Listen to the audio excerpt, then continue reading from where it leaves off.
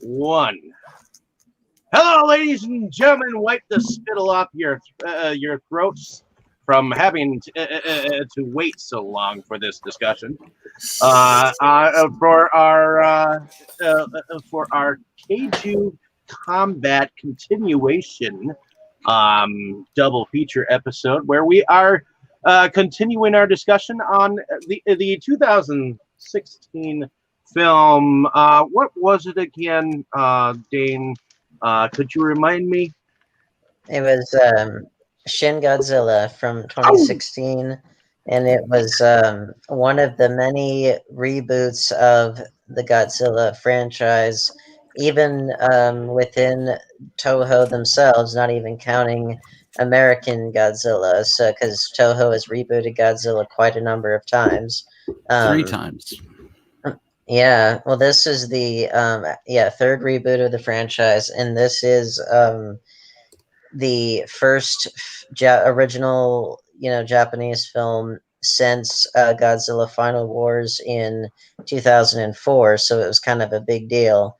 Not to mention, obviously, it was able to make a splash in the United States as well at I think a little bit later than it was in Japan, of course, but it nonetheless, made a big splash, and it was in the wake of the 2014 American Godzilla by Gareth Edwards. So, in a way, that one kind of threw down a gauntlet that then the big boys came along and said, "Okay, this is how, this is how we do our own character." And well, for my that's money, real nice, but this is how it's done. Exactly. I mean, and that's basically, I think, a good way of saying exactly what happened. And I mean, that was back when they announced it. It was back in December 2014, so it was in the wake of American Godzilla, but also inspiration was drawn from the Fukushima Daiichi nuclear disaster and the 2011 Tohoku earthquake and tsunami, both of which I remember very well. And both of those, they caused obviously a lot of social and political upheaval and turmoil in Japan in the 2010s. And then it, just for a little reference here before we get into plot, but it received 11 Japan Academy Prize nominations, which that's like their Academy Awards, and won 7, including Picture of the Year and Director of the Year. So that's kind of a big deal. But with all of that being said, who would like to go first as far as I think it is first important to point out, though, first, that definitely huge part of the inspiration was that Godzilla 2014, despite all its flaws, was pretty goddamn okay. And I'm pretty sure Japan was like, shit, that wasn't, Ferris Bueller versus the Lizard right there. We got to answer that with something. That was actually pretty good. We gotta match that. Yeah. So that's what they had on the cover, right? Pretty in okay. Yeah, pretty okay. Yeah. Well, compared to King of the Monsters, then yeah. I mean, but for the time, it was Godzilla 2014 was a really good Godzilla movie before its sequel came into being. It's very dark. Yeah. With its sequel out there, like the sequel is just so much better. It's like, oh yeah, this it does pale in comparison, but Shin Godzilla came around to remind us that not only is Japan still there, but they're fucking weird as ever. All right, back to you, Dan. Well, who wants to go with their? The director of this, first impressions. The director of this did the Evangelion, right? Yeah. Actually, why don't I go ahead? Co-director. Why don't I go ahead and actually go into my first impression because go of ahead. that lead off. So I actually really liked the Evangelion series, which by the way is a slightly strange series in and of itself. And I was a fan of that work, and they were doing a remake of the series in movie form. There were to be 4 movies. And I had gotten 3, and I was like, heck yeah, there's a 4th one coming out. And then I heard it was delayed. Mm-hmm. And why was it delayed? Because of this. So I had to know why. So I eventually got it in my collection for that reason. And then this show gave me finally the chance to say, oh, now I can actually watch it. And I still had to say to myself, I would have rather had my Ava movie to complete it, so I could go ahead and watch that revamping. But still, it definitely does have his stamp on it. There is no doubt. Damn, bro, you must not have been that curious. It took you this long. Well, I do have a little bit of a backlog, you know. True. It's totally understandable where he's concerned. For me, so I first heard about this when it came out, and I had heard it was pretty good. But I had kind of, I'll see it when I stumble across it.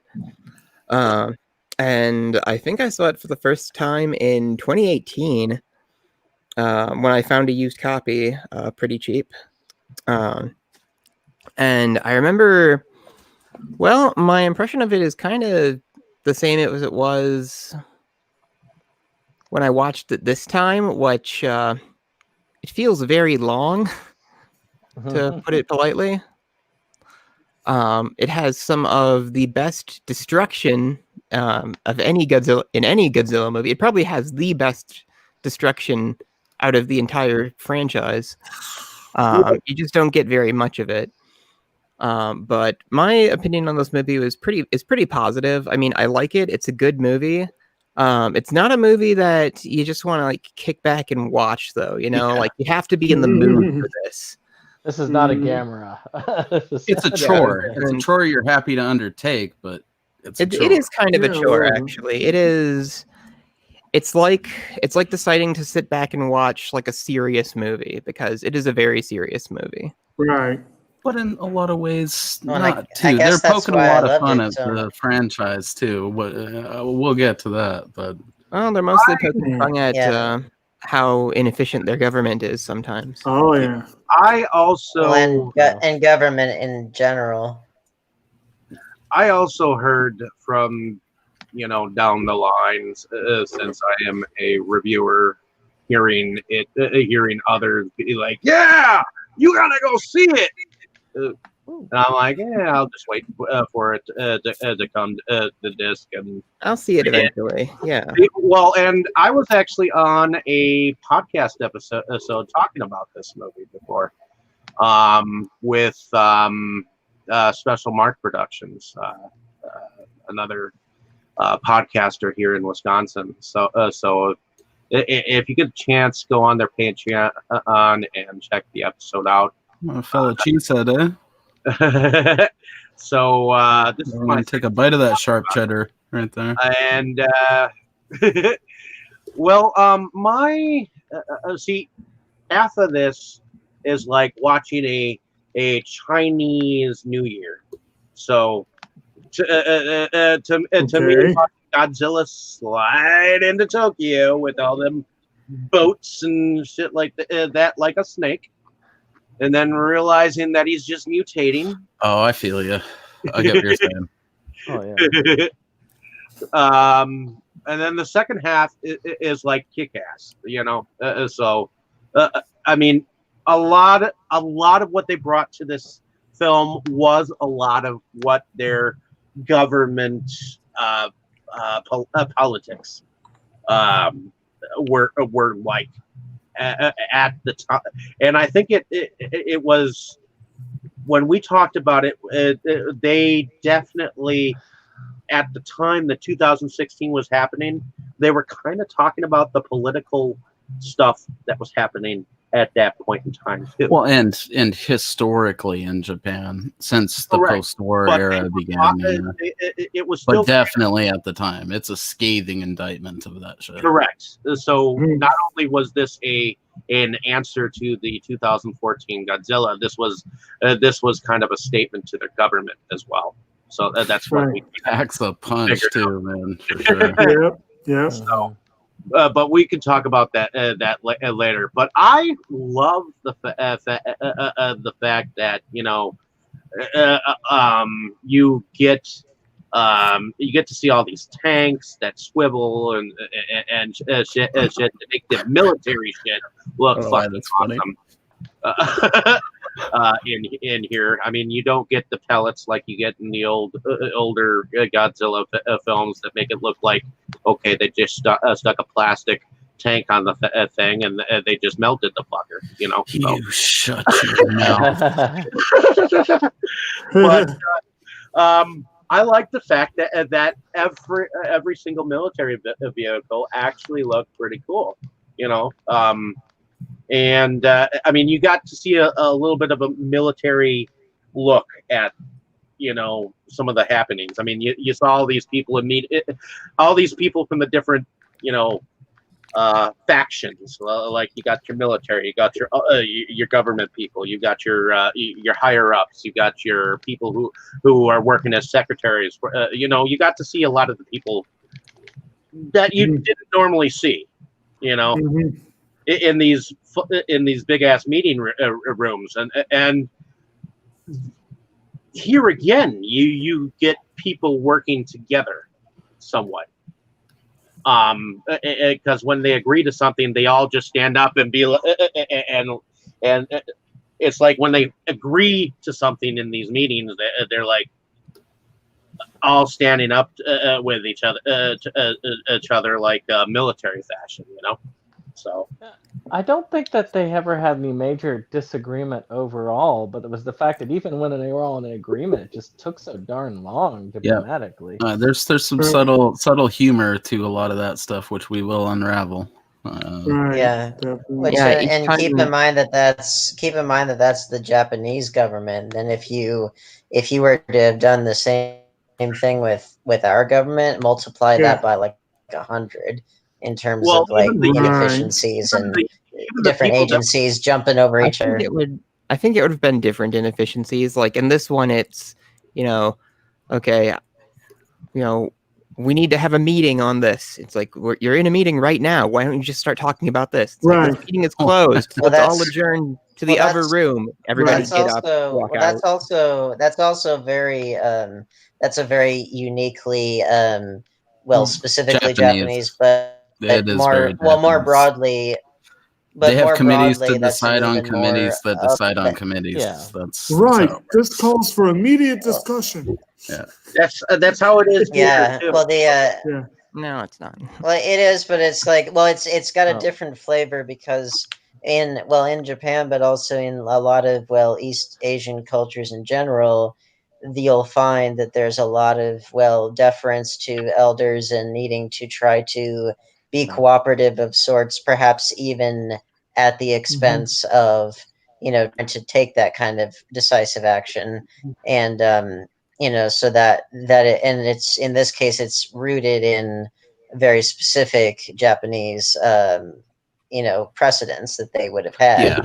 So long story short, with Japan, to make any decision, they have to go through like 7 layers of the agreeable onion to make sure that they're agreeable to everyone. It seems to be a common problem in their films and in their society, apparently, or they wouldn't be making movies like this that are like talking shit about it. And in truth, though, all of the planning does pay off at the end. The problem is all the destruction that happened in between. Right. Well, there's a whole thing with that we'll go through. But did we get to Jake's first time? We did not. That's what I was just about to mention. Do that. Okay, so trying to get us there. So with Shin Godzilla, I had heard about this. I don't recall if it was just ahead of its Japanese release or just after, maybe a little earlier than that. We should say, in fairness, this was not directly a response to 2014. The film was already in production. And as Brandon alluded to with the Eva series, Hideaki Anno is known for sometimes taking a while to get stuff done. So I think this one did take a while. But it's co-directed, of course, by Anno and Shinji Higuchi, and they're old friends. And that's one of the reasons he joined on. I was introduced, actually, Brandon showed me Evangelion as one of my gateways into anime in the first place. I think it was like that and Excel Saga and a couple others. So I've long been familiar with Anno's work. I have seen Nadia, The Secret of Blue Water. I have seen his voice acting work in The Wind Rises and his wonderful supporting role in Death Kappa. So I am very interested in anything that he does. And although I think I saw this before Death Kappa, but we actually got it it actually got a very quick turnaround to America. I think it was released here less than 3 months after it was in Japan, and that's like Something like unheard that. of. And that's like Godzilla record gets. time. Actually, if Yeah. you think about it, though, Godzilla is a very big draw here. Ever Right. since they localized it in the original. So Well, I read that Toho was planning on a massive worldwide release, and most markets just weren't interested. But like America was, but it still was kind of a niche film. But when we got it at the library, I was like, I'm watching this. And I watched it a while back, and I bought it a while back, and this was my excuse to watch my copy. But this is only the second time I've seen this particular one. But honestly, this may be the first Godzilla film I watched as an adult, and the first one I watched all the way through that I can say for sure I watched all the way through. That's rad. And my first impression of it is that it does have a strong Eva vibe to it. And also rewatching it, I was thinking like this is like if they did a kaiju film, well, by the director, it's obviously directed. You can tell Anno's directing. oh yeah, He co-written by Hideaki Anno and Sean Whitley. But to be honest, I could almost see this. I had the strong feeling that Aaron Sorkin was involved somehow. Like it has a strong flavor of The West Wing, or I saw that Anno actually listed The Social Network as an influence on this film. So maybe that's another reason why I liked it, because I love The Social Network. It's got a strong Aaron Sorkin vibe, that rapid fire dialogue and the walk and talk scenes and all that stuff. And the government that doesn't actually work. Right. Until it does with the younger kids. Actually, I was going to say, as soon as I saw the monster design, I thought to myself immediately Evangelion, because that Godzilla design could only have come from that.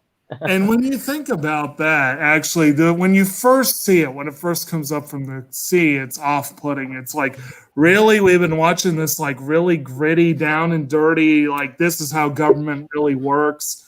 And then we see this thing, which Dave's description of Chinese New Year, once I realized where he was going with that. Right. It took me a second, but I was like, totally. But I agree with you, Brandon. It does seem kind of like the angels from Eva in a sense. But even the evolution part. But once he evolves into the Godzilla we know and love, it's a pretty cool design. The tail. Yeah. But I really love movies that poke fun at the government. I really do.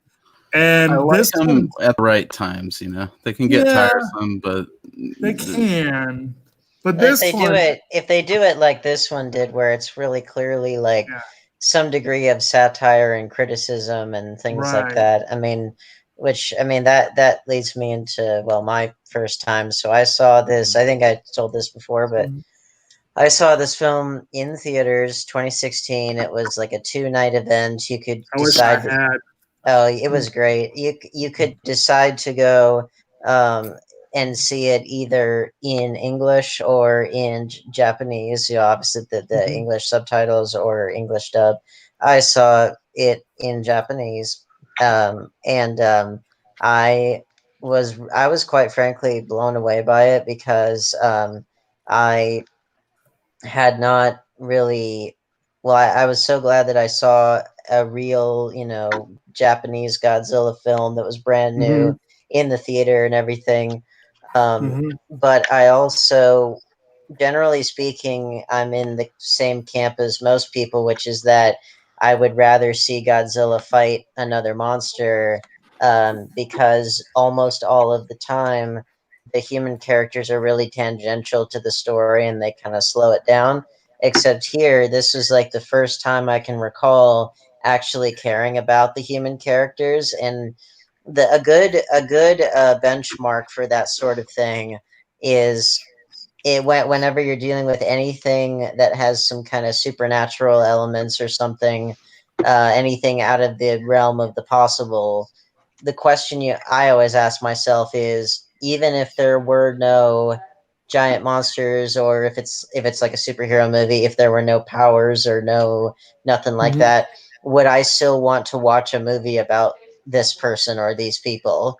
And in this case, definitely, because you could easily have made this movie about them having to face like a terror attack or a natural disaster or whatever, which technically Mhm. Godzilla is kind of a fusion of all those things. Um, at least in Well, terms of he's like not really a how, terrorist. well, only in the sense of spreading destruction, but and the fact that it's not like he is a force of nature, but he's also a living creature too. Mhm. That's and it's more like the government mobilizing to face this thing with an offensive instead of just purely, like fire and rescue services and things. Mhm. That's more what I was getting at, but. Point being that yes, I would want to watch a movie about these people with these same kinds of strains and stresses and conflicts.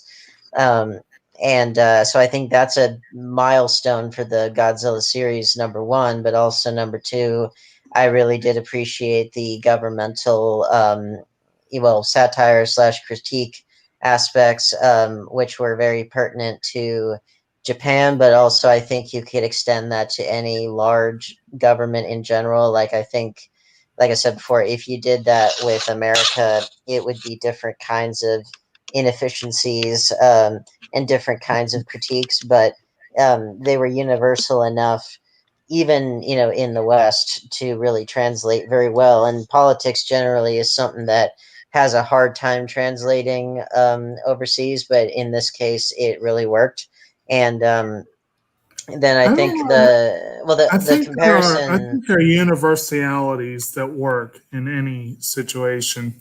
Yeah. definitely when it's on that kind of scale. But then I think the comparison with the West Wing was really appropriate because I noticed that too. It was basically like Godzilla crossed with the West Wing, because the West Mhm. Wing was always so killer with the dialogue and with the speed and the fact that it was very, very well researched with the kinds of things that go on behind the scenes Mhm. in any Mhm. administration. And admittedly, one of the criticisms of the West Wing is that the administration there, the Bartlett administration, is somewhat idealized, and it kind of fuses like the best parts of like LBJ, John F. Kennedy, Jimmy Carter, a couple others, like kind of tries to fuse the best elements of them together. And that's certainly a worthy criticism, but I think the idea behind it is to kind of show somewhat of a government that attempts to attempts to be harmonious, but faces stiff competition from different factions in Congress and stuff. And I think here, in a similar way, you've got, because a lot of the West Wing staff, they're obviously younger than like the senior staff members, and certainly younger than the president. And in this way, you've got the young people here in this government, in this Japanese government, that put their heads together and they cut through the red tape and they're able to really think through a solution. And Mhm. I thought, well, that was a really good message there, plus the fact that it's about those same young people taking those reins in spite of the fact that Japan, it's obviously a very important power in East Asia, but the America still is the superpower as of right now. I mean, it may not be for much longer, but um, we still are the superpower. And so when there is some kind of major offensive force that needs to be reckoned with, I mean, America is still the country to call. But they're also trying to determine, okay, well, we want to still stand on our own 2 feet. We still want to be able to solve this the Japanese way. What is that? So Yeah, that I was a think cool that aspect for sure.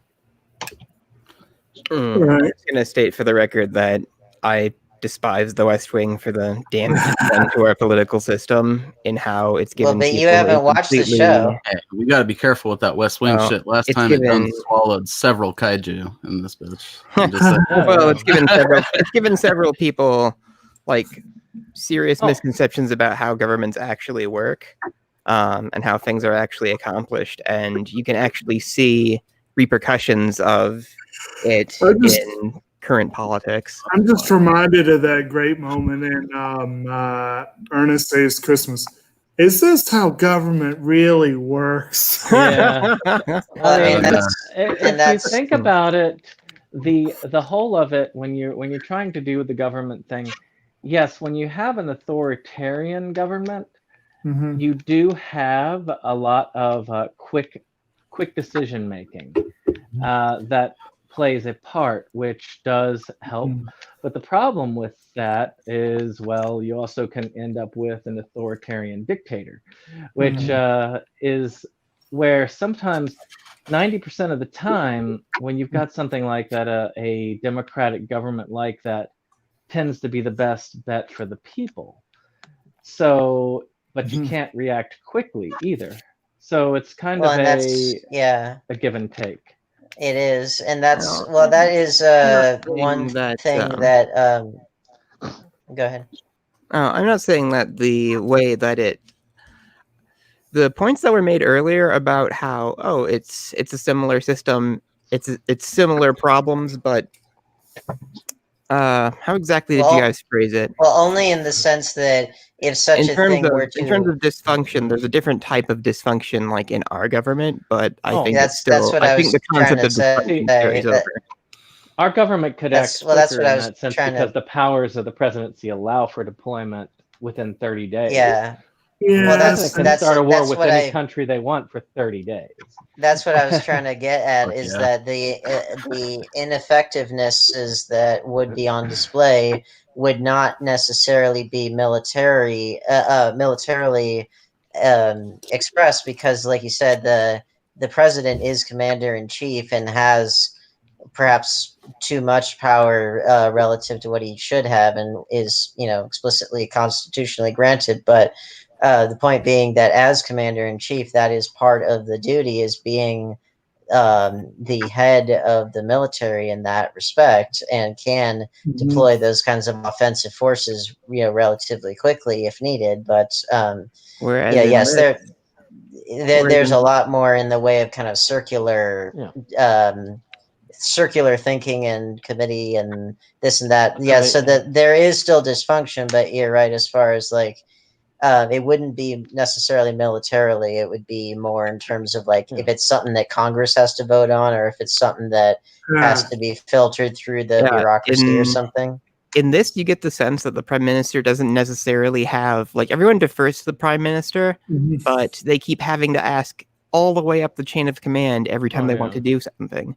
Yeah. Well, and that is one of the downsides of a parliamentary system in general, is that while you do get, at least in the classic Westminster model, I don't know how it compares in Japan, but they do have, like, it's such that you can have like your votes for these other parties, they get more of a proportion of representation, but without that strong executive, or with the prime minister, it's more like akin to like Speaker of the House, or the Senate Majority Leader, or something like that, in effect. But that is kind of what makes our system unique. But it does also mean that without that kind of central figurehead with those kinds of powers and things, then it you can get more of that backlog of decision making. But I think that's what makes these characters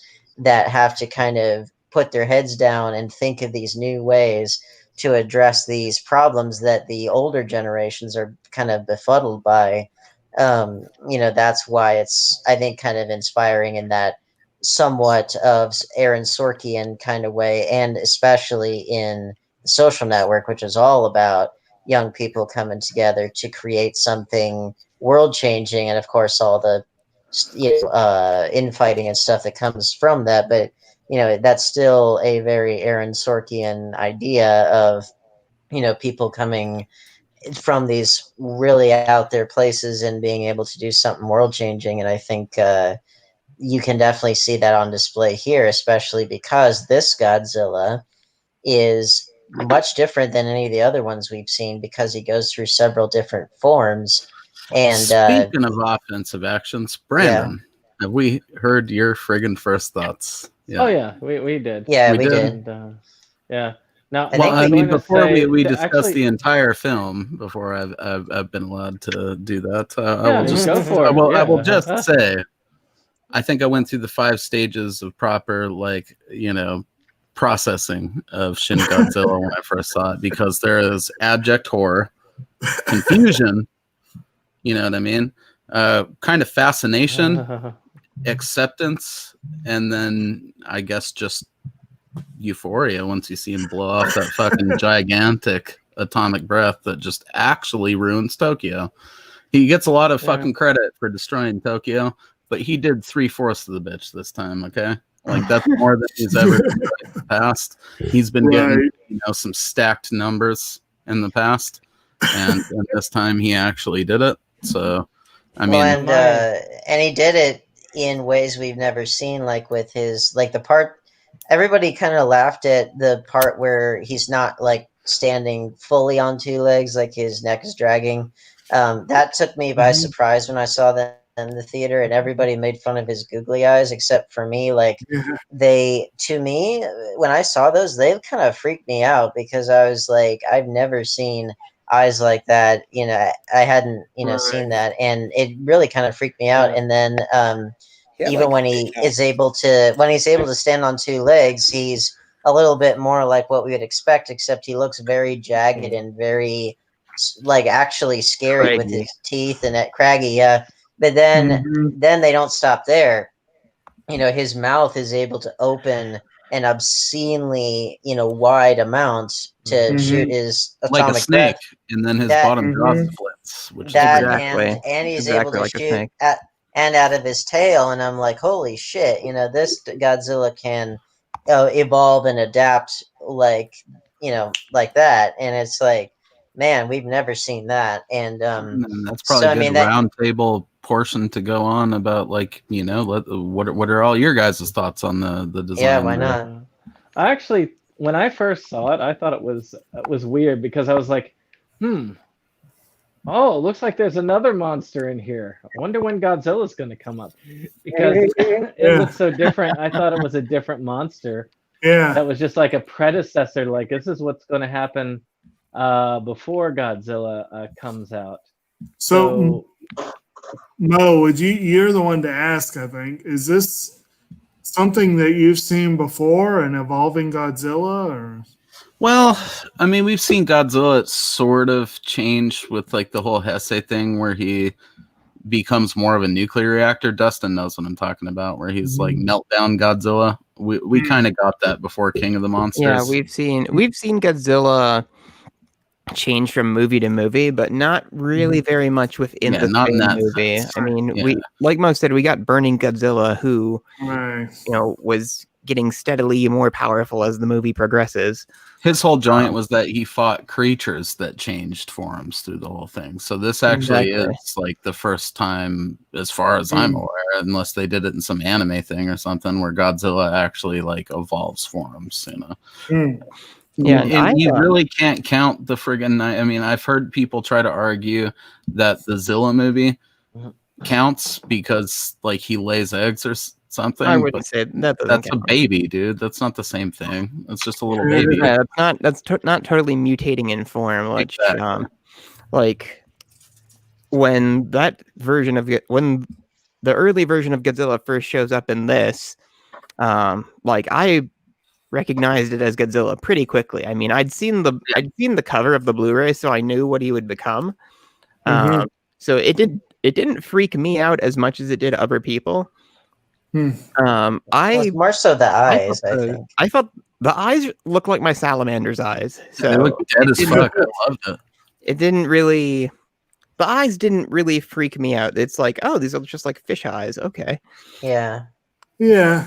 We had Well, enough movies I don't where know Godzilla's exactly. eyes looked like your Saint Bernard's eyes or something, you know, like just a regular. Well, and I can't really like rationally explain it either. Yeah, and it's weird because I don't really have that kind of reaction. Thing where you see it and you're like, eh. Well, but and that's the thing. Like, I can usually explain that. I can usually explain those kinds of reactions because for me they're so rare. In this case, I think it's more just that they were beady and kind of dead looking. And I mean, fish's eyes, especially like when they're on a dinner plate for obvious reasons, they look very dead anyway. And they weren't trying to have this Godzilla have personality. He was supposed to be a destructive force that was exactly on these poor fucking people, you know. Well, and it's all in it. The eyes really are important in establishing that because, as we all know, the eyes are the window to the soul. And in this case, when you're dealing with something that essentially has no soul and has no, like you said, personality or no. Don't expect that Godzilla to be a friend of children, save the earth, and have a big brassy theme song or tail kicking shit out here. Or have that big brassy theme when he gets out of the ocean and Willie scene we were talking about. There is a pretty hilarious musical moment in this movie that I just could never not laugh at all 3 times I've seen it. Yeah. It's where they say send in the train bombs or whatever, and it plays that old school like JDF theme, the Navy theme, and it just plays it for way too long. It's just hilarious. Recycle a lot of the first Godzilla's music, I noticed. Oh, well, they use it well. That JDF theme is so happy, like right in the middle of this horrible situation, and for some reason, I just find there is a sense of humor to this movie. I didn't notice that, Brandon. Maybe you did, but apparently they also used some Eva music in this one. I did not. But oh, there's like some angelic shit that maybe was Eva music because it definitely didn't sound like your average Godzilla music. I'm sure something reminded me a little bit because if you remember, this series ended with that lounge room version of "Fly Me to the Moon," and there was one point where the music reminded me of that. Now, if they had Thesis of a Cruel Angel in here, that would have been awesome. I would have been all about that. But actually, Jacob, you were talking about the characters being one of the major strengths of this movie. Yeah. Can you tell me? Can you all tell me a little bit more about the characters? Because I sort of remember some of the characters, but really and truly, I admit I was kind of bored throughout the whole. There are so many people that you meet. Like it's really hard to get. What's it? The main one is Rondo Higuchi. He is Higuchi, and what was her name? Kyoko. Yeah, I remember the Japanese. I remember the Japanese woman who was pretending to be an American woman. It's just the cabinet, the ambassador, the Higuchi team, Well, that's the joke at the beginning of Shin Godzilla, and I think a lot of people that haven't watched a lot of enough Godzilla movies definitely don't get that the first part of that movie is a joke on those summit scenes in Godzilla movies because they so rapid fire introduce you to the people that it's absurd when you really think about it. Right. And then there's that whole part where they're talking and there's like so many people in the scene that dude has to lean out from behind the other guy to tell him about like the soft center of this thing underneath the steam or whatever. I think it's more so about like, at least for me, what I got out of it was more of like a kind of a comparison and contrast of different subgroups. Maybe, but that is definitely 100% making fun of scenes in previous Godzilla movies that start with those councils, and it plays out the same way, same structure to the scene. Well, it's calling attention to the too many cooks nature of the situation there. Yeah. Well, and that's you're right on those. Simultaneously spoofing the politics, like the real life shit, and those scenes in Godzilla movies, which makes it fun. Well, I think you're meant to forget. I think you're meant to forget who some of these people are. You Well, are. that's what I was trying to get at, is that I think it's each individual person is perhaps not as important as how they all fit together and to what different group they fall into that is addressing this problem in a more traditional fashion versus not. And also I think our main character stands out, as well as like the one the one girl who was from America, who came in. So I mean, there are definitely points of contrast. Plus, you do have like the scenes that I did sort of, they weren't humorous, but it was just more kind of shoes on the other foot kind of scenes, was with when you see like the American president and everything that and like his generals and stuff, when you see that and they're speaking English, they're native English speakers, but the dialogue's a little bit stilted and they're a little unsure what delivery to give it. And it's like, well, that's clearly because they're being directed by people whose English isn't their first language. I mean, again, if you go back and you watch Godzilla in 1984 and then you watch this, you'll see where maybe some of that might be the little bit of sense of humor that kind of runs throughout a lot. And also, part of it is a common thing with Japanese productions. I know Brandon talked about those other ones like make more sense, like 1993. Yeah, the character who plays Kyoko, Satomi Ishihara, well, the actress Satomi Ishihara, speaks no English. She is native Japanese. She is playing an American-born, half-Japanese character, and she speaks with a very strong Japanese accent. And this is a common thing. I will say that they did a better job than is common in anime. Genshin English for a minute. But still, she definitely has a strong accent. But it's interesting to it's not surprising though that two of the central characters, Ishihara and Hiroki Hasegawa, who played Higuchi, were also significant players in the Attack on Titan films, because the co-director Shinji Higuchi also did those. So there's a little bit, they were probably two of the quote name characters in the case, right? Would be my guess, and they were put front and center.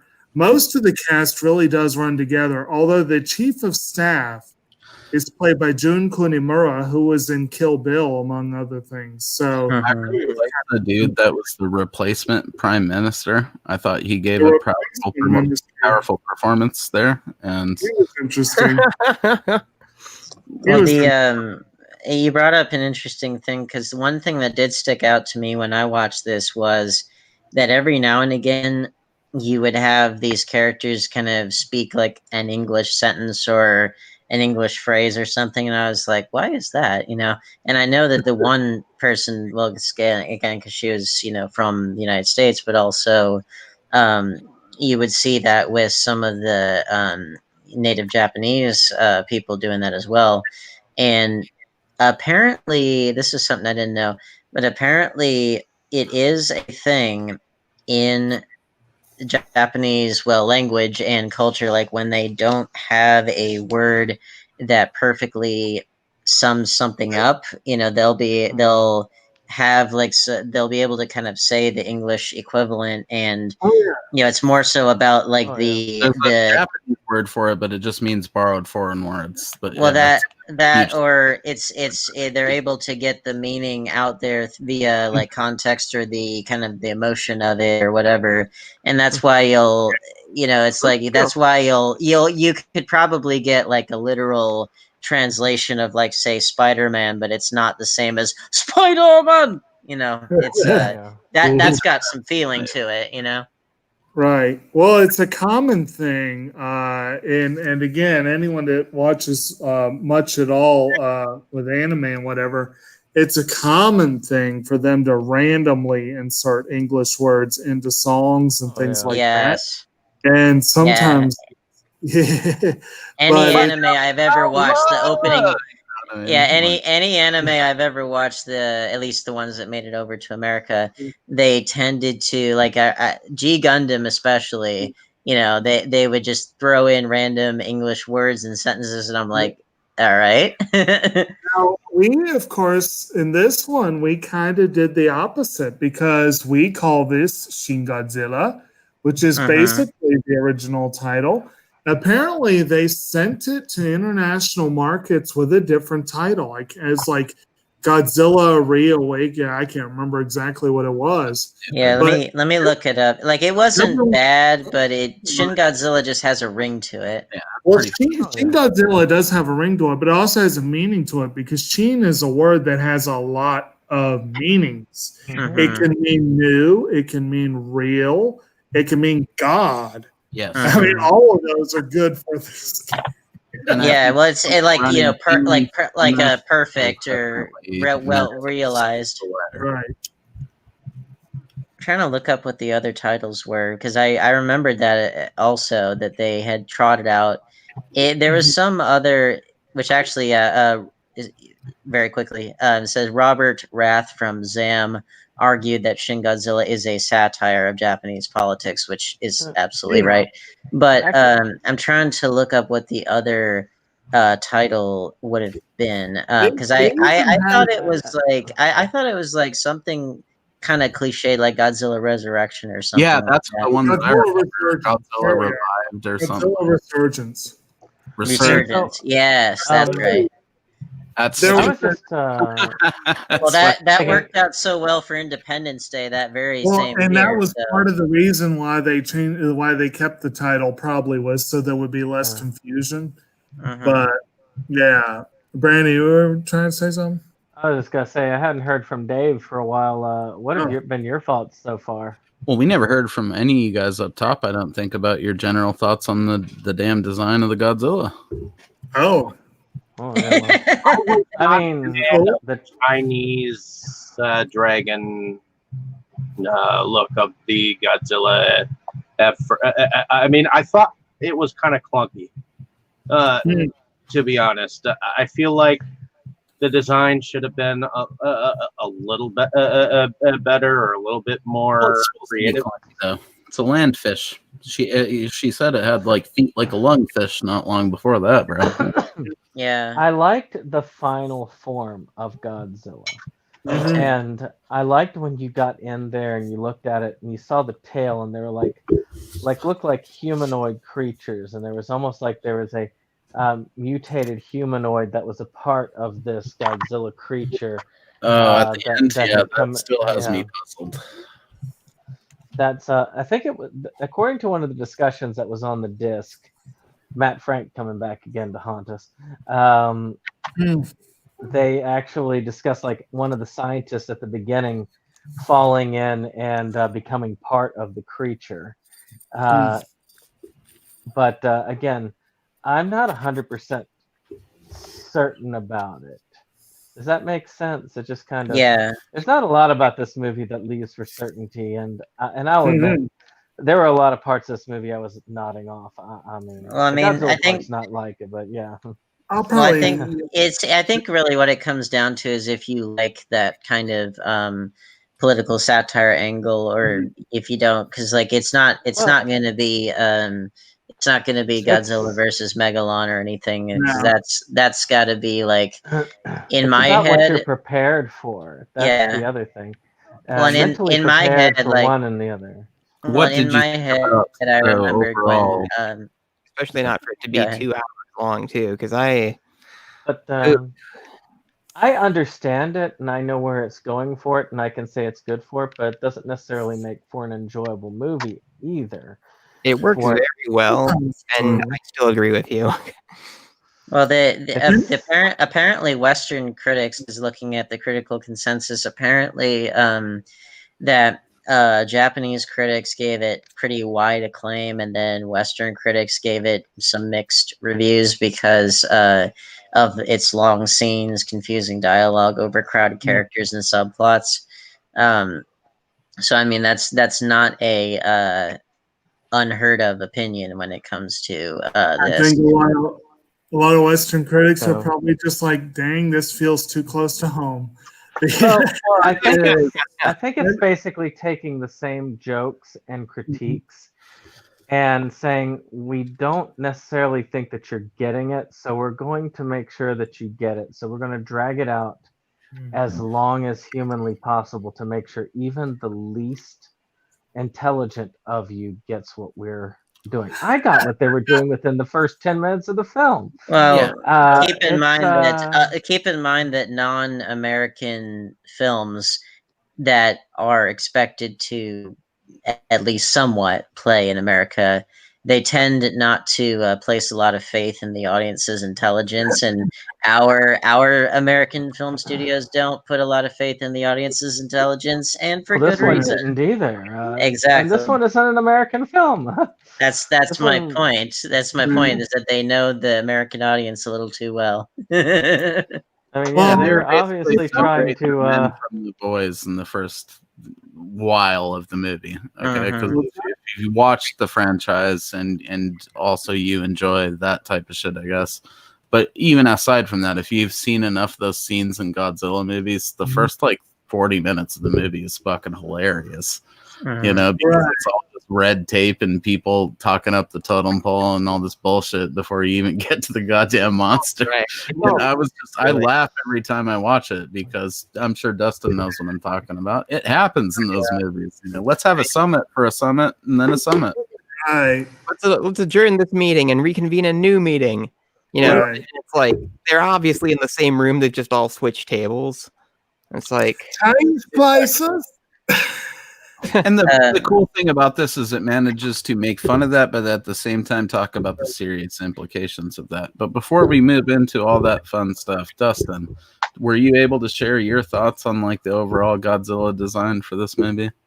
I don't think I didn't quite got finished his either. But overall, aside from Salamander Godzilla, as I'm calling her It's the best term I've heard so far. well, I mean, that's what he looks like. Yep. Like the salamanders with like the large red leafy gills. You know, they weren't external, but he had gills. Oh yeah. And blood was sloshing out of him, which was gross. But Oh yeah. I think also that was to illustrate that if they had worked fast enough, they probably could have taken him out pretty they easily. probably could have killed that one without too much trouble. If they had But again, make a you know. decision. But anyway, as he continues to mutate and grow throughout the film, I liked the final Godzilla design that they had. I kind of wish he had bulkier arms. That's Yeah. my main complaint about this version of Godzilla is that his arms are like so. He could have been more stacked. Fliggy. Well, but his arms have never really been like the deciding factor, you know. Yeah, 'cause right, but it's an overall T-Rex's arms aesthetic, don't do much. you know? It's This Godzilla looks very flimsy in certain areas, even though he is fucking apparently impenetrable unless you have certain missiles. Yeah. I don't know, man. He looks like- something about like the design symmetry. Like I think that's intentional that the symmetry is off, especially with to the arms. unsettle you. I think a lot of it was to unsettle Godzilla fans too, but at the same time show that some abstract version of the character could still stand in with any silhouette from any other Godzilla movie. You know? Yeah. That last form was unsettling. Now, one of the things in one of the extras, they actually had the toy version of that Godzilla. And I think one of the problems that they had with that design is they did not make it as intricate as it should be. And that design should have been. You should have been able to see little alien humanoid looking people out They on the fucked the stage. toy up, but there's a cool channel where you can watch this guy restore like kaiju toys to the way they should look, and for like $40 you can transform that Playmates like Shin Godzilla toy or whatever into a pretty dope Godzilla toy. Yeah. Well, at the very least, it wasn't morbidly obese Godzilla like we got in America. Come on with that. Now I didn't mind that He version. was muscular. He was. Yeah. Yeah. He's thick with He's two a C's. musclehead Godzilla. He was juiced. But I actually did not mind the design.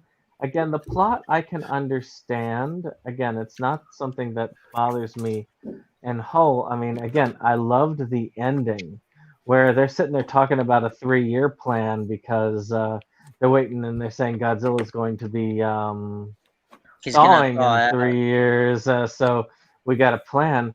I was like, well, they'll do pretty well with that. By the time they finish planning, then he'll finally thaw out, so they have their plan set up. Yeah. But Well, that speaks to that larger, because it was just looking here, Oricon style, which I guess Japanese publication. It talked about the realistic approach in the film's reality versus idealism themes. And so I think you could argue that's part of those like idealistic young people having to also be faced with a lot of practical realities for dealing with these problems, and but also having the confidence to now say, okay, we got 3 years and we dealt with it before, we can deal with it again. I also really enjoyed the end exchange where the person with the very thick Japanese accent that obviously was born in Japan is talking about how when they are president of the United States. I'm thinking, and of course I'm thinking, yeah, when Japan conquers the United States and takes it over. Hey, if you've seen King Ghidorah like me and Dustin have, Japan becomes the world ruler of the fucking world. Yeah. That's why they go back and make Ghidorah to destroy Japan. Well, that was a running theme in a lot of like late 80s, early 90s media. Like, Make Ghidorah great again. No, there was like a real thing with like Japanese businesses where Japan? Yeah, Japanese businesses were like investing more and more like in offshores. It's technology, man. Yeah, it was a thing in Back to the Future 2, where Marty works for a Japanese company because that's what they thought it was going to be like by 2015. It was a thing also in Die Hard. Mm-hmm. Well, yeah, Nakatomi Plaza.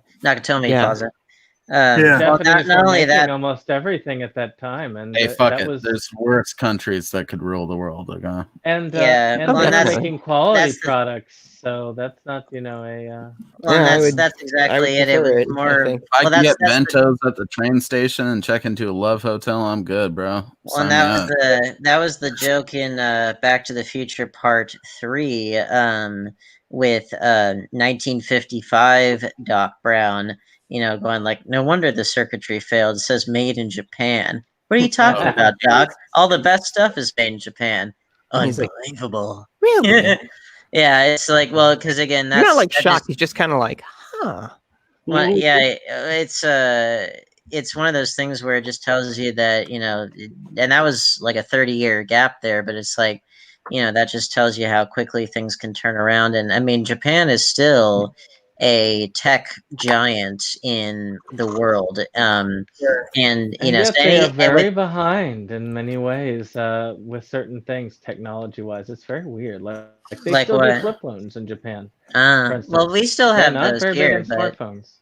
Well, I mean, we still have those here, but they're not as common as they were. And actually, that is worth noting. I don't think we've really gotten into it. But one thing that is a major through line in this movie, and I feel like part of the reason for the runtime might be that they were trying to set context, because it might not be well known, but I think it's pretty well known to people that are anime fans or that watch a lot of Japanese stuff or whatever. But because of the lasting treaties and general, practices since World War, that was a big part of the reason why there was so much red tape in this movie. because there are lasting treaties that Japan cannot be an aggressor He for one. straight up says it, dude. Higuchi at one point, he's like, post-war Japan lasts forever, and then he says something about Japan being like, in Japan's post-war state, they're a tributary country. Right. They're always trying to like prove that they're agreeable, and that's a problem that you run into from what I've learned from Japanese language channels I've been trying to study.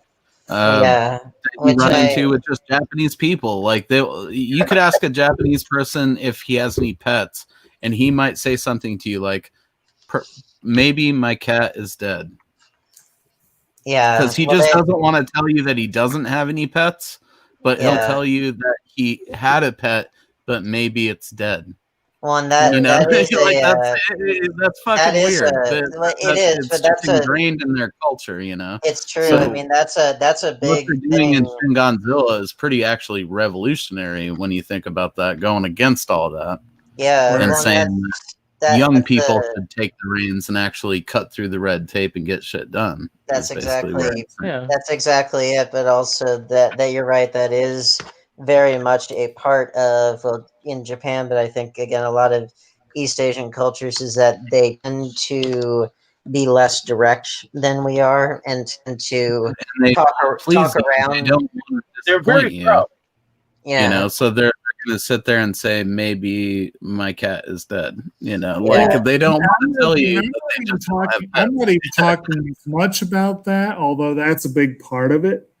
But like the whole idea of not wanting to use intense force, like the big, to bring in the military and that kind of thing, like it's a common thing in Japanese productions to where if you use a gun, you're probably like an outlaw or you're American. Right.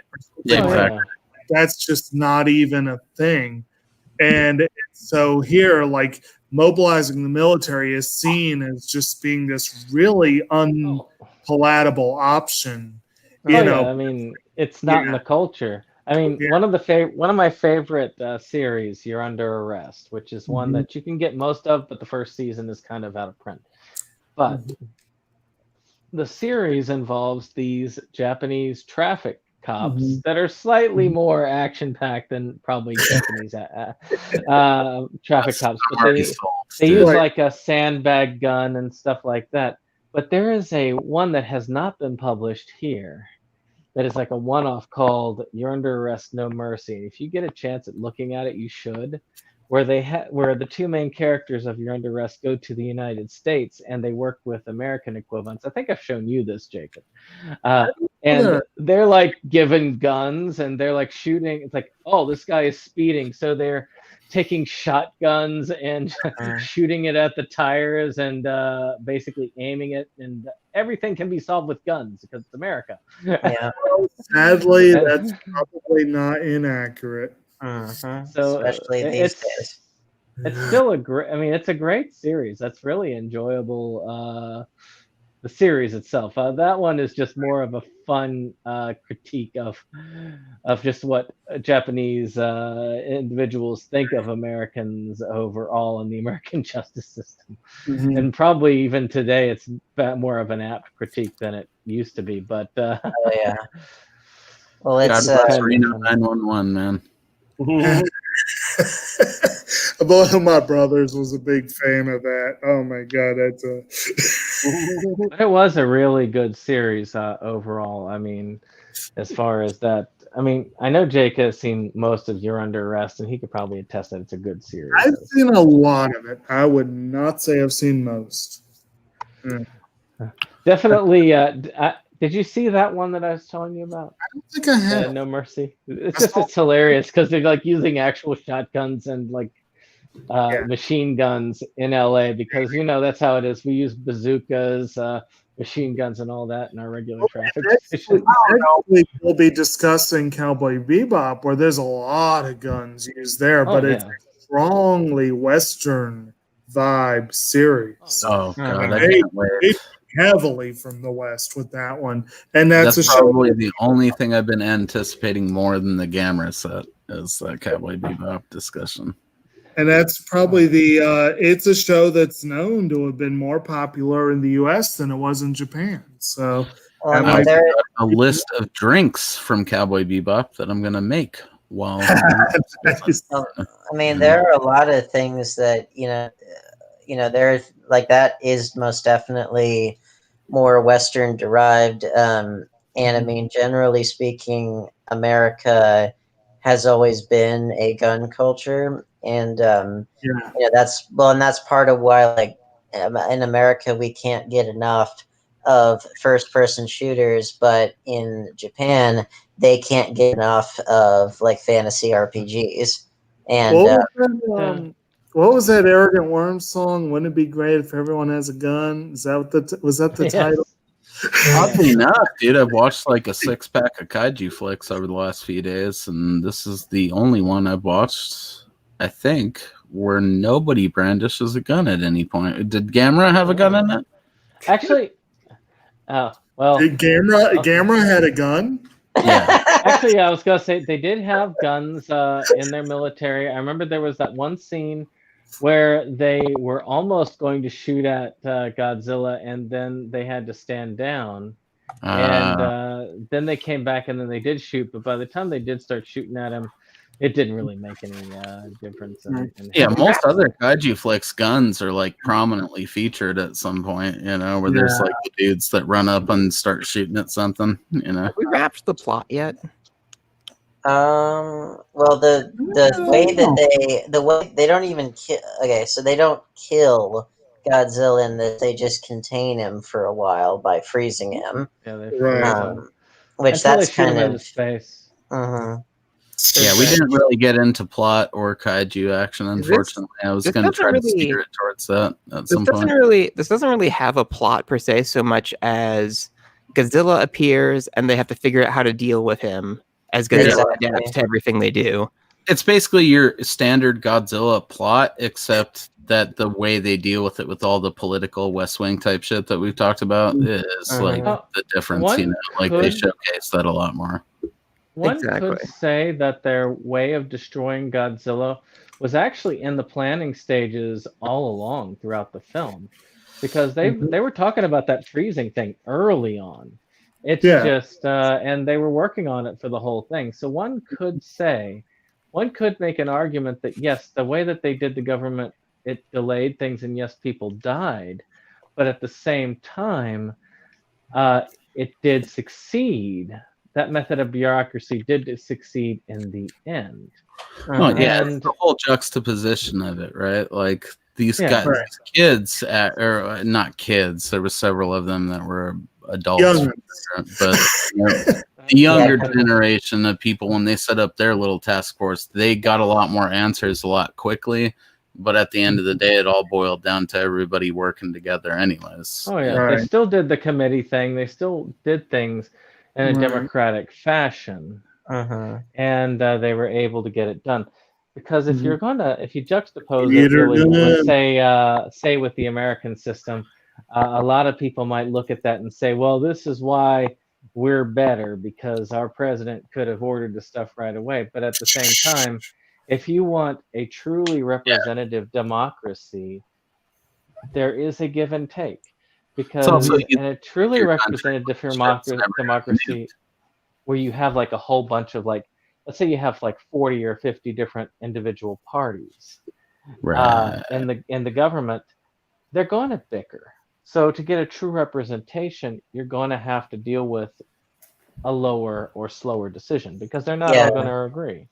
Well, and that's what in our country, that is what the founding fathers always intended, was all the checks and balances and stuff to not have mob rule take effect. And that, and even within our horrifically flawed system as it exists, if war is to be declared, it has to be an act of Congress, and so I mean there is still that force that's in effect, and so obviously with a two-party system, you can actually get in with that. So that's the difference.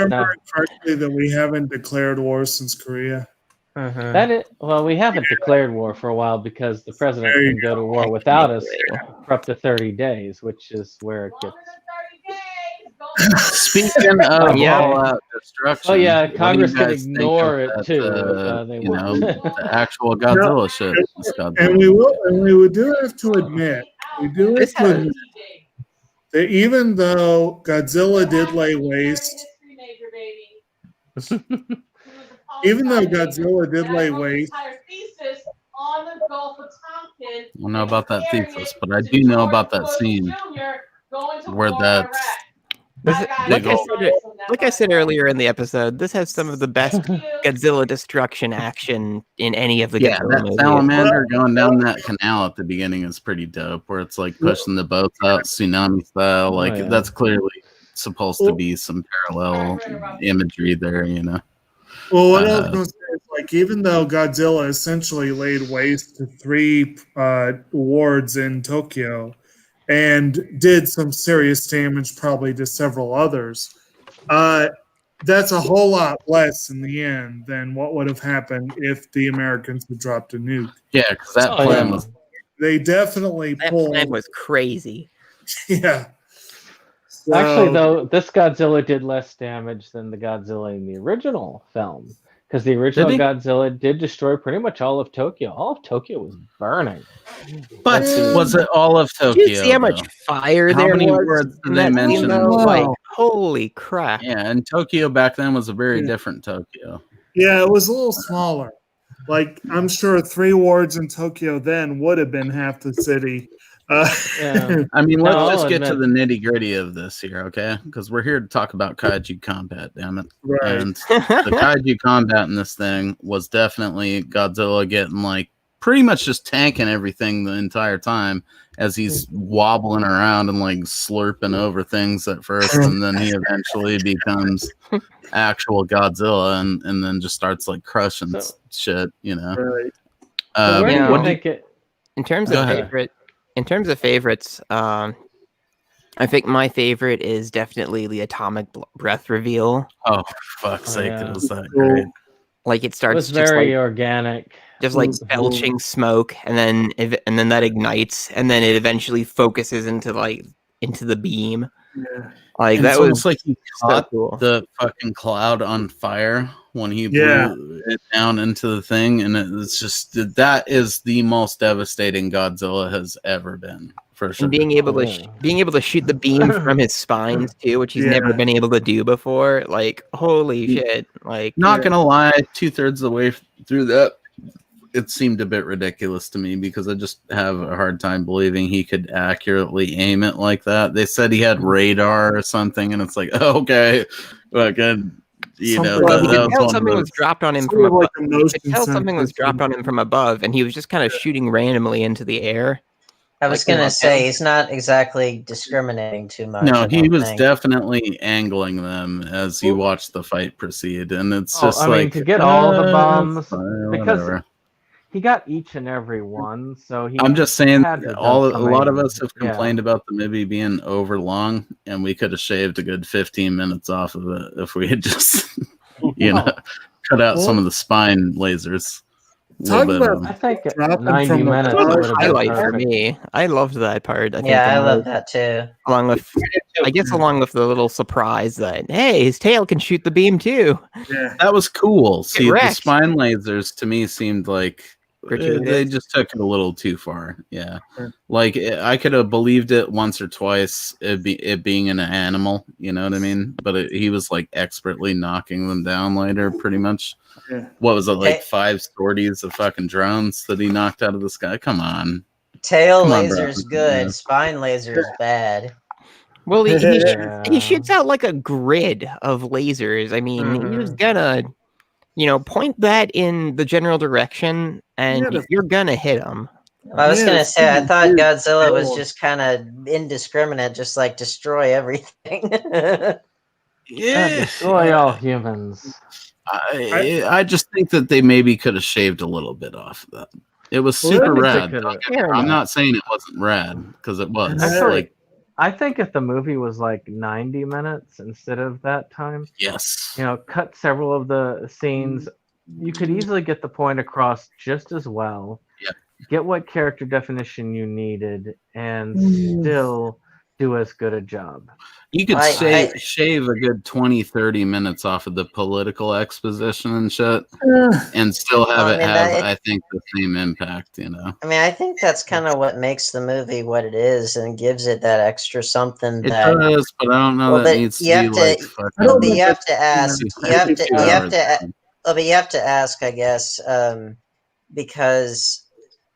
what the advantage of that being the emphasis and part of the anchor for the movie is that you are given human characters that are much more of the focus than they've ever been in other kaiju films. Which and is there's unanimously everyone's complaint about kaiju films that do exactly. That, you know well, and that's my point. Is like it's something that helps to kind of well, but it helps spend a little to time with it, like they did with that pottery they were doing in Ghost or whatever, you know, like oh my love, that was the problem. Well, see, that was the problem. They didn't have the Righteous Brothers. If they put in the Righteous Brothers, then that would have just solved everything. There you go. Play some Unchained Melody while he's zapping them down with his spine lasers. I mean, come on. Why not? And then have the Beatles and the Monkeys transform into their kaiju forms, and then they probably could have stood with some Unchained Melodies and a little bit more time on the CGI and this shit. Though, too. I will say that I think they intend. Well, I know that they intentionally made the Godzilla look a little bit fake and a little bit rubbery, as sort of a nod to the old performers. Yeah. Well, that was one of my favorite things about it. It was because I was like, is that a suit? Well, I was like, is that a suit? If it is, it's a really damn good one. But no, it was. Whoa. It was CG. There was probably some motion capture, but there was. Well, that was an obvious CG suit. Yeah, it's just wow. You know, when I looked at it today, I was like, because this is only my third time watching it, and the second time probably was like a year or two after it came out. So. It wasn't Godzilla 2000 in terms of like when he's in the water and he's like, it's like an asylum movie. We ain't talking about that stuff right now. We're talking about post. 2014 shit. I don't know, man. This is one of those movies they could stand to go back and do like a George Lucas with, where they touch up the CGI a little bit. Well, again, I think actually it's pretty good CGI. I thought it looked great. I mean, I didn't know. The only thing that really doesn't hold up for me is when some of the destruction, like when you see him like kicking debris, like some of that is very clearly CG, but otherwise the CG in this is pretty great. Yeah, I like the moment where you see the seams. I like Brandon's suggestion earlier that there was a little bit involved. What am I trying to say? Influenced by Eva. Because some of the, because the angels in Eva were pretty freaky weird looking. Oh, of course. And I love it. I love the little elements of that where like he slurps over that fucking building and just fucking collapses. That's total animation. I'm gonna say this: where something came dripping down, and I was like, "Well, yeah, I think bird crap ain't got nothing on that." If I had not watched Ava before I had watched this, I might have a different opinion. Mm-hmm. But to me, the CGI and the kind of low-grade CGI that they used for the time, it would have bothered me more. It bothers me less now because I feel like it looks more like an angel from Ava than that. But I mean, if you're not used to Ava, you're not going to be like, oh yeah, obviously that's what it was, Obviously. Yeah, so you're not going to be looking at it like that. Mm-hmm. What else haven't we covered? I mean, I think we. Well, I've been trying to get people to cover their favorites so we can wrap. I'm trying to do that too. I mean, have we covered music at all? I mean, I love the music. We talked about the music already. We've a lot of the nods to the original. Even without the Righteous Brothers, it was a good soundtrack. Yeah, but I mean, I music was loved the only it. thing left. And didn't they used the original theme basically when Godzilla took his final form, right? I believe that was when they brought that in. I believe. And that is a Yeah. good theme. So it was nice seeing That was very well done. Yeah. Well, and again, shout out to that train scene where they just randomly put in the fucking JSDF like Navy anthem from the old movies, and it sounds so fucking stupid, and they just play it forever. Oh yeah. I got to admit, one scene I'm going to have to watch for next time. I didn't catch this, but I'm looking at the trivia on IMDb, and I'm fascinated. Apparently, Anno's wife, Miyoko, is a animator and sometime director, and she did a short film called Ochibi-san. And there's a scene in the film where Godzilla is destroying Tokyo, and all the TVs are showing live footage, except one is showing her anime, Ochibi-san. And apparently that was a direct reference to the fact that one of Tokyo's major broadcast stations is notoriously reluctant to air breaking news. And I'm like, that's a fun little Easter egg I'm definitely going to have to watch for next time. But as far as like favorite scenes, speaking of breaking news, I love the press conference where the PM goes out and he's trying to reassure the public, and he goes slightly off script where he's like, God, the creature will not go on land or something like that. And then the guy runs across the stage and he gets this like, I love that. And he's like, what? I think if I had to pick favorites, definitely just that dude, that part where he first unleashes that atomic breath and he points it down. Like, I was stoked on that the first time I saw it, but then especially since seeing like a lot of more Godzilla movies more recently since seeing it again. That shit is fucking ultimate right there. Like when he separates that jaw and just blows that fucking huge. That's the only time that I can ever give him credit for actually destroying the whole city. Like I said, it's My just favorite. amazing. Oh, sorry. Go ahead, Dave. Go ahead. Get it. My favorite scene, I think, it has to go back to the parts where they are initiating the military strategies. Okay, let's try the helicopters. Okay, let's try the other gun that's on here. Let's try the missiles. Permission to use missiles. Yes. Just shoot at it. Damn. Which, to quote Nero from Star Trek 2009, fire everything! or also to quote Spaceballs, why are you always preparing? Just go. Yeah. Speed now. Exactly. Yeah, they could have used some ludicrous speed on some of the stuff, I think. I think my favorite scene is probably, well, I love some of the montage music, but I also really love, in terms of actual scenes, I really love actually the very end, because it's like the day is saved, but you also know that their work is far from over. Right. But you also know that they probably, even if they don't have the answer right away, they probably will have the wherewithal to solve it.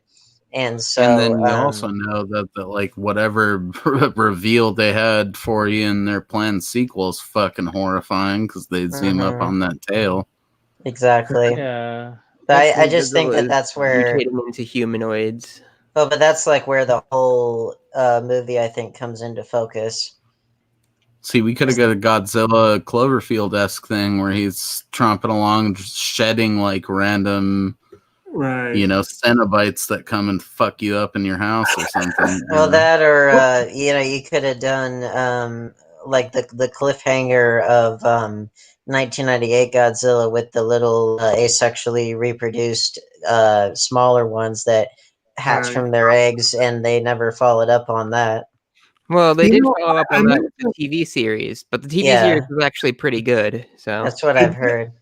I meant to mention, with all the scenes that had the handheld camera footage, I wondered if maybe that was potentially a nod to Cloverfield, or if that was just Maybe a little bit, because they only used it for that one little bit. they didn't And use it much, but yeah. I like Obviously, that they part weren't too, where using the it, guy fell down. If you watch it, like I watched it a couple times back, and some guy comes up and he's like, blah, blah, blah, blah. Like he like does like some crazy shit in front of the camera as the guy goes down. It's fucking funny. Yeah. I don't know why, but I like the small scene where they're the young people are evidently have been sleeping where they've been working, and Yeah. the one chick That was a great scene. the one chick goes back and says, "Dude, have you changed your shirt like in the last few days?" And he sniffs it, and she's like, "Yeah, you're kind of rank." Uh-huh. It cuts to him getting a new shirt delivered. That lady that brought the Uh, morning tea too looked pleasant as shit. Like I would love to work in a building where she was the morning tea lady. Yeah, she seemed happy. So Is that everybody? I didn't get to it, but my favorite scene at the original beginning, really, which was kind of a nod to the original, with you had the ship, the kind of like ship that got hit over. You got to see the tunnel, get that blood that kind of drenched everybody. I loved that part. That was just kind of cool to see that at work.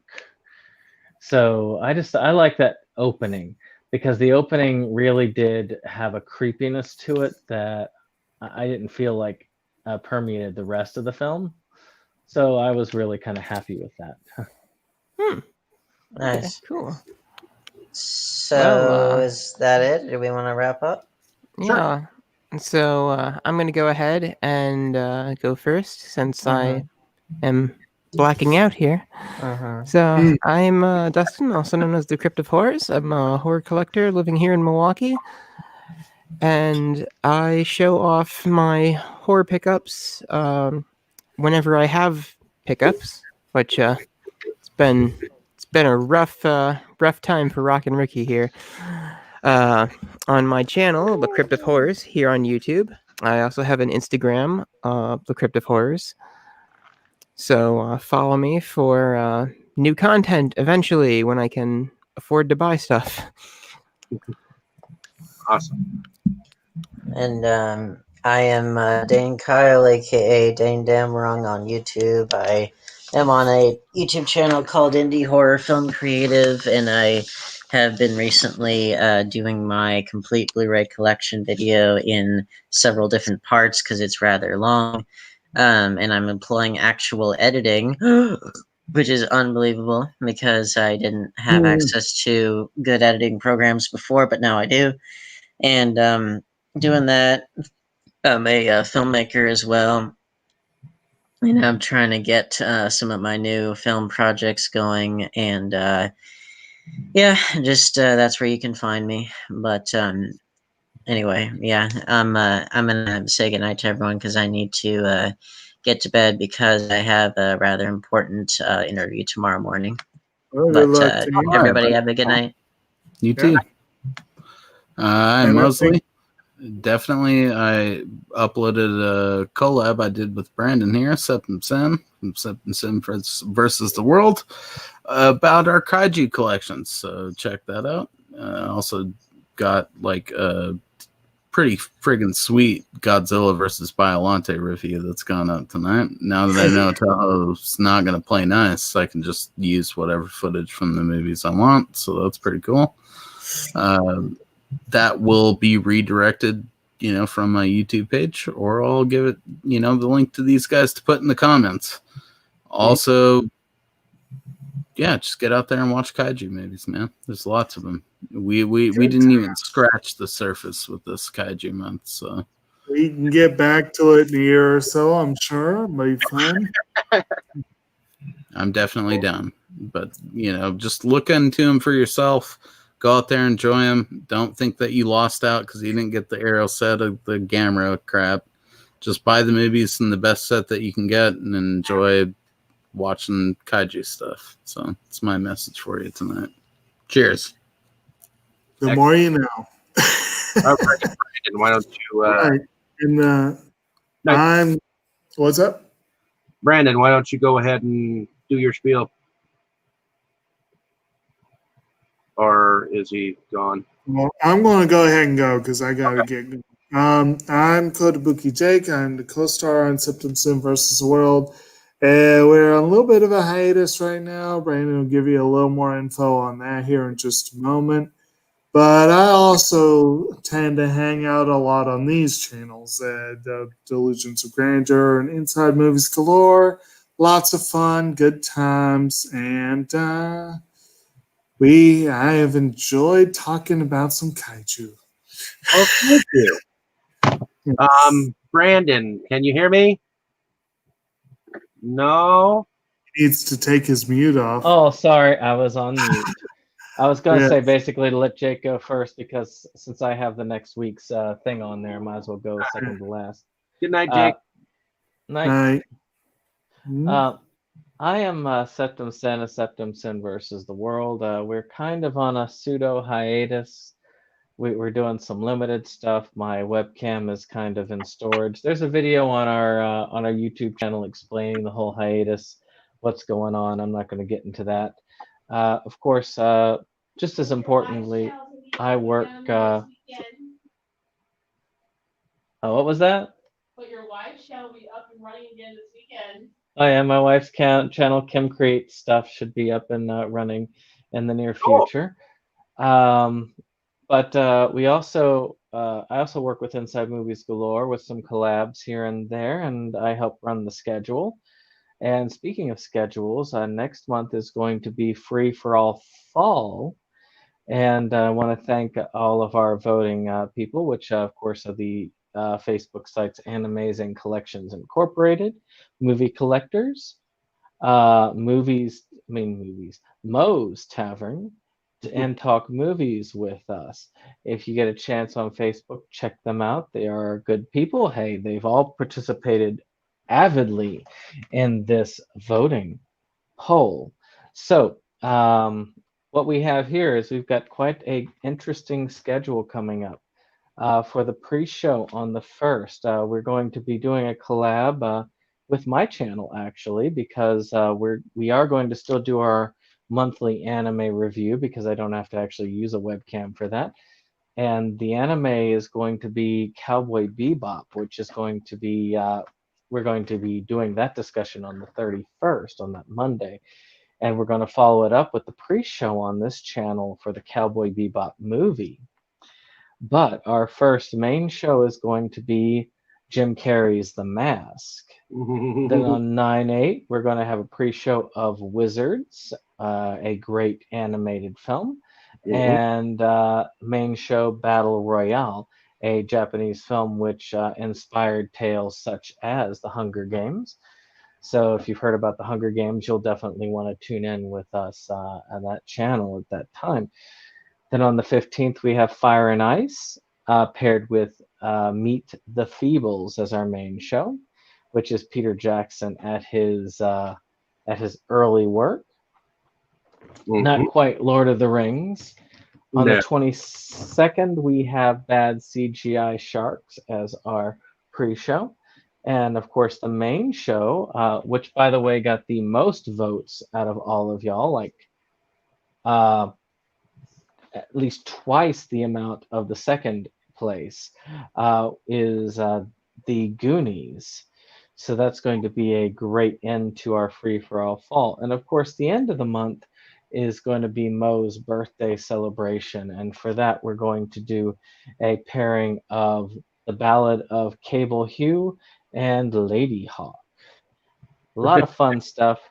But of course, next week, Cowboy Bebop the movie. If you follow us on my channel, you get to hear the series review, and The Mask as the main show for ours. Awesome.